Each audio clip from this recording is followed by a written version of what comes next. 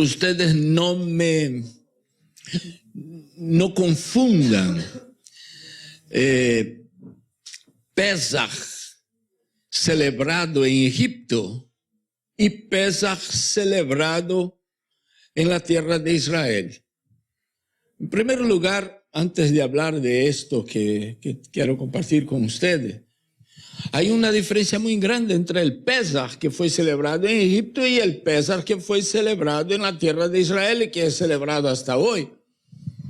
Hay inclusive una diferencia muy grande entre el Pesach que celebramos hoy y el Pesach que celebraron durante la estadía del pueblo de Israel en su tierra, en cuanto teníamos templo. Es bueno dejar claro las diferencias. Por ejemplo, ¿en cuánto tiempo se celebra Pesach? 7 días. Porque Pesach y panes sin levadura son nombres distintos de una festividad. ¿No es así? En realidad, el primer día de Pesach ya es pan sin levadura y se extiende por 7 días. Bueno, pero ¿en cuánto tiempo se celebró Pesach en Mitzrayim, en Egipto? En un solo día se hizo todo. En un solo día se hizo todo. Se sacrificó el cordero, lo asó, puso la sangre allá. Nunca más el pueblo de Israel puso sangre en el dintel de la puerta. ¿Sabía usted que el pueblo de Israel durante 40 años no celebró Pesach en el desierto? Solo celebró Pesach de nuevo después que estuvo en Eretz Israel. Pero aquí la mitzvah dice que tenían que celebrar todos los años en esta fecha. Y no celebraron durante 40 años. ¿Sabe por qué no celebraron durante 40 años? Porque ningún incircunciso podía comer de Pesach. Y no había circuncisiones durante los 40 años no se circuncidó el pueblo. Fue cuando entraron en la tierra de Israel que recién se va a circuncidar el pueblo que fue dándose, que fue naciendo. Entonces, un año de peregrinación en el desierto. Ya había nacido un montón de gente que no era circuncidada. Imagínense, entonces eran todos israelíes, pero no todos podían participar de Pesach. Entonces se quedaron sin Pesach. Entonces vea que hay una diferencia entre el Pesach de allí y el Pesach que celebramos hoy. Hoy celebramos Pesach con una limitación terriblemente grande. ¿Por qué? Porque hoy día, aun cuando comamos o cuando comamos cordero en Pesach, ese cordero no es el cordero producto de un sacrificio en mano de un sacerdote, de un sacerdote. No tenemos templo, no podría sacrificarse en cualquier lugar, ¿no? Nuestro Pesach hoy es muy limitado. Celebramos Pesach porque hay una mitzvah, hay cosas que sí podemos hacer, que Hashem dijo así, porque usted va a contar eso todo para los hijos y los hijos de los hijos. Entonces tenemos que celebrar Pesach para contar. Podemos comer hierbas amargas, ¿no es así? Pero nuestro cordero, la comida que comemos en Pesach hoy no es la comida que comieron allá en Egipto y menos la comida que comieron cuando había el templo. ¿Y por qué los incircuncisos no podían? Porque el grado de santidad del sacrificio era muy alto. He hablado aquí algunas veces que los sacrificios tienen grados de santidad. Habían sacrificios que solo el sumo sacerdote podía comer de él.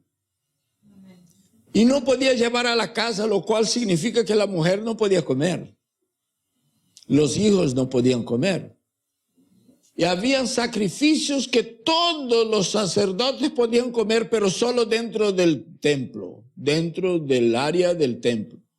Habían sacrificios que los sacerdotes podían llevar a la casa y toda la familia podía comer, pero si llegara un israelí de otra tribu no podía comer. Solo los levitas podían comer. Y había un sacrificio de Pesaj que todo el pueblo de Israel podía comer. Pero si llegara un visitante no podía comer. ¿Por qué? Porque era un grado de santidad que solo estaba en la altura del pueblo de Israel.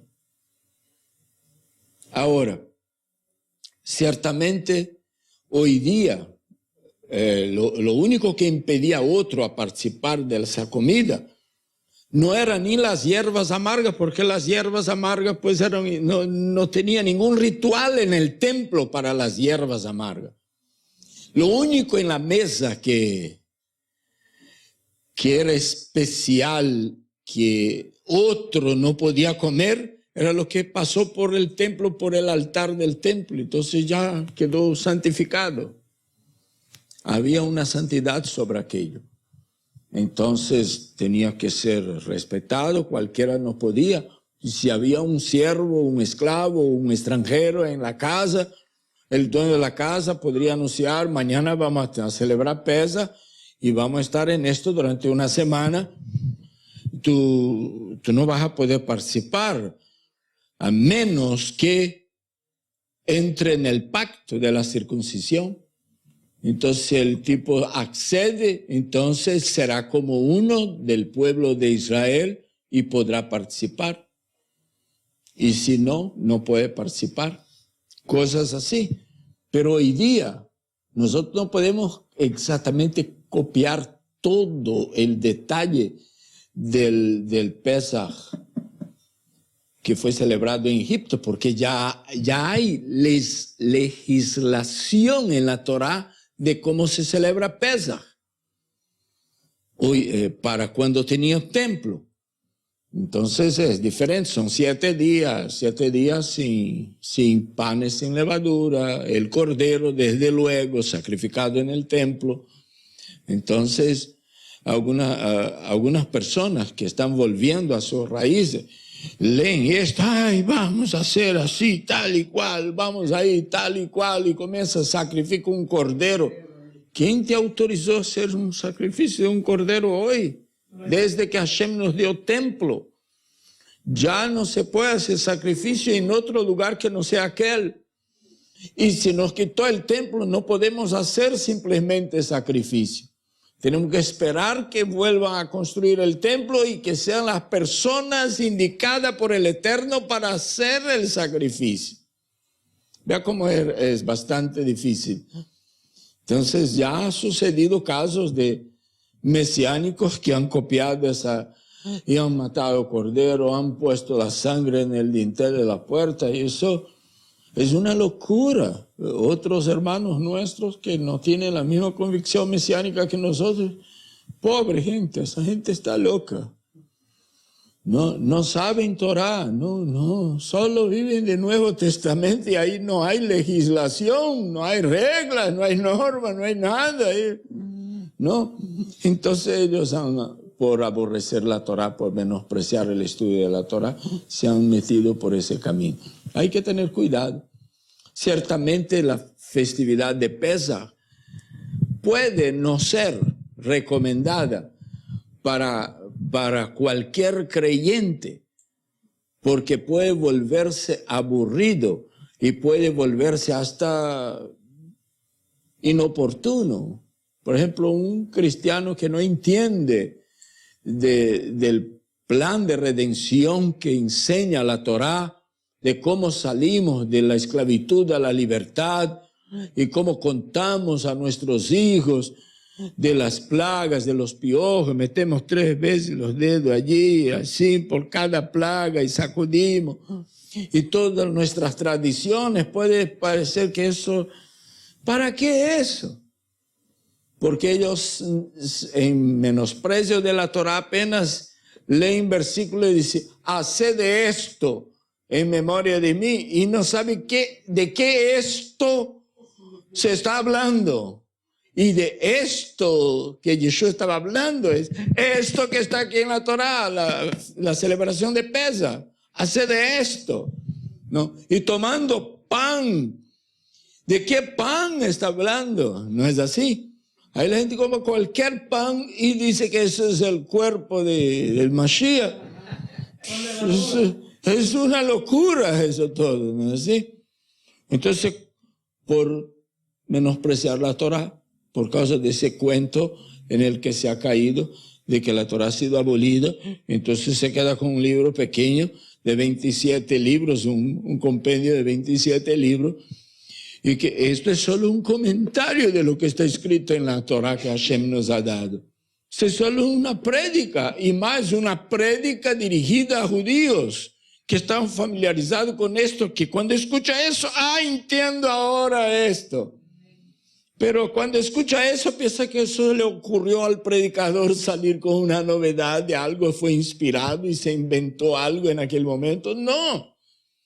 Desde Yeshua hasta el más simple de los apóstoles apenas estaban tratando de recordar al pueblo de Israel mandamientos que constaban en la Torá. Hay cosas que yo considero que son importantes enfocarnos en estas parashot que hemos estado estudiando. Propuestas faraónicas a los que quieren ser libres. El pueblo de Israel quería libertad. Quería salir de Egipto y tener su propia tierra y ser una nación libre. Pero cuando alguien quiere ser libre, cuando un grupo quiere ser libre, se enfrenta con que Faraón no quiere dejarle salir libre. Y usted sabe cómo Faraón se opuso todo el tiempo. El que tenía bajo sus órdenes, bajo esclavitud al pueblo de Israel, mediante los golpes que Hashem le iba dando, él llegó una vez a decir: sirvan a Hashem vuestro Elohim en esta tierra de Egipto. ¿Por qué ustedes tienen que salir de aquí para servir?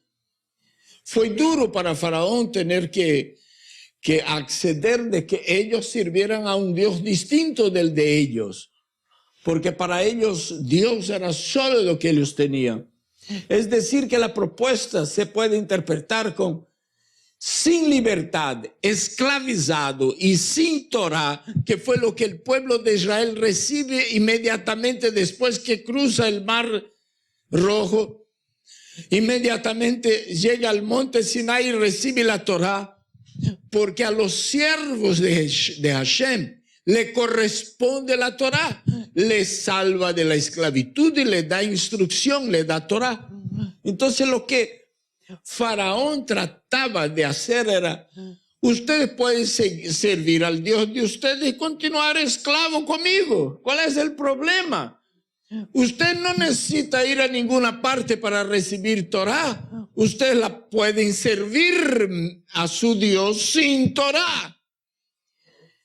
Entonces, sin libertad y esclavizado y sin Torah y asimiladamente, es la forma como propone Faraón al pueblo de Israel cuando habla con Moshe. Ustedes continúan aquí. Ustedes no necesitan ser libres, ustedes no necesitan recibir ninguna instrucción más. Aquí mismo en Egipto ustedes pueden servir a su Dios. Y usted no se imagina la cantidad de gente que ha aceptado esa propuesta demoníaca, diabólica, de servir a Hashem sin Torah, asimiladamente, es decir, asumiendo cosas del medio ambiente donde están esclavizados. Cuando usted ve creyentes, supuestamente buenos creyentes, celebrando Halloween, celebrando Navidad, celebrando Año Nuevo, gregoriano y cuántas otras festividades paganas que existen en este mundo, simplemente han asimilado. Es como quien parece que nunca salió de Egipto, como que nunca hubiera salido, y sin Torah. Más que todo, lo peor que le puede pasar a un creyente que quiere servir a Hashem es servir a Hashem en Egipto, asimilando y sin Torah. Pero las plagas y los golpes continúan cayendo sobre Egipto hasta que nuestro Moshe y Aarón son llamados delante de la presencia de Hashem y de Faraón, y Faraón le dice: sirvan a Hashem en el desierto, ya, pero no vayan muy lejos, no vayan muy lejos. Yo interpreto eso sin mayor compromiso, un pie aquí, otro pie allá, sin santidad, sin Kedushá.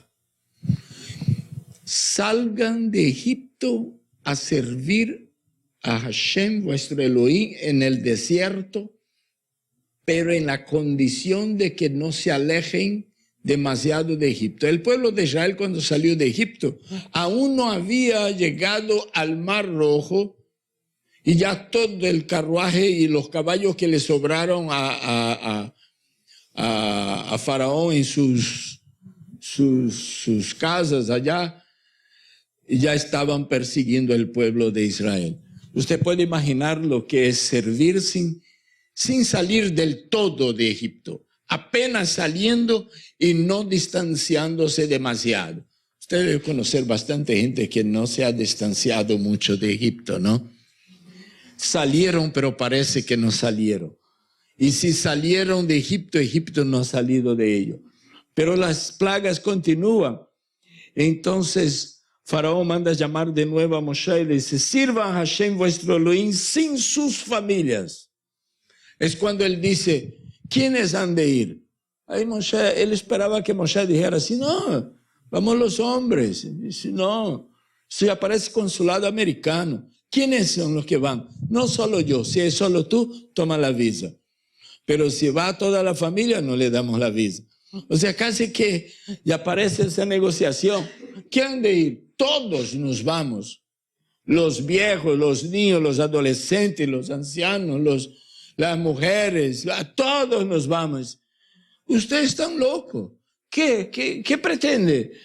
No tiene que involucrar a nadie más de su casa. Hazlo solo los varones. Lamentablemente, sin darnos cuenta, esa tendencia continúa existiendo. Dejamos los niños en la casa porque los niños molestan. No sé si los niños los dejamos porque molestan o porque se molestan. Y nosotros tenemos que aprender a lidiar con niños. Porque en cuanto nos moleste los niños, entonces pues no vamos a tener niños. Porque es muy fácil darse cuenta cuando se molestan todos con los niños de alguno. ¿No es así? Entonces tenemos que aprender a vivir con los niños. Los niños sí que dan trabajo. Yo sé. ¿De qué niño usted está pensando que yo estoy hablando? No estoy hablando de los niños chiquitos de 5, 3, 4 años, 2 años. Estoy hablando de niños de 80, niños de 50, niños de 33, niños de 45. Los niños sí que dan trabajo. ¿Sabía usted que los niños dan trabajo? Molestan los niños, hacen preguntas tontas los niños, ¿no? Los niños hacen cosas raras.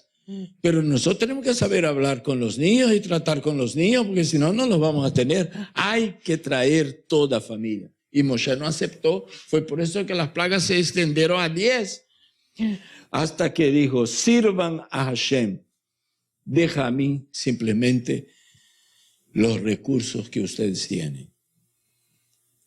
Es decir, les voy a dejar ir. Pero ustedes van a dejar todo el ganado que tiene, todas las cosas aquí. ¿Y cómo fue que reaccionó Moshe Rabbeinu? Si no, no va a quedar ni una pezuña. ¿Sabe lo que es una pezuña? Es una cosa que usted considera que ya no vale nada de eso, pero es mío, eso me ha dado y yo lo voy a llevar hasta lo último. Y eso porque Moshe no le ocurrió decir más cosas del inventario, ¿no? Porque estaban pensando en llevar también el oro y vestidos y cosas del pueblo egipcio. Y de hecho se llevaron. Pero hoy día, pues, Faraón de ese gran Egipto donde está dispersa la descendencia de Abraham, Isaac, Jacob, en ese gran Egipto, que también tiene un gran faraón, que Hashem va humillando poco a poco. Pues bien, de ese gran Egipto, el gran faraón de hoy día continúa proponiendo a la gente. Y hay gente que han aceptado.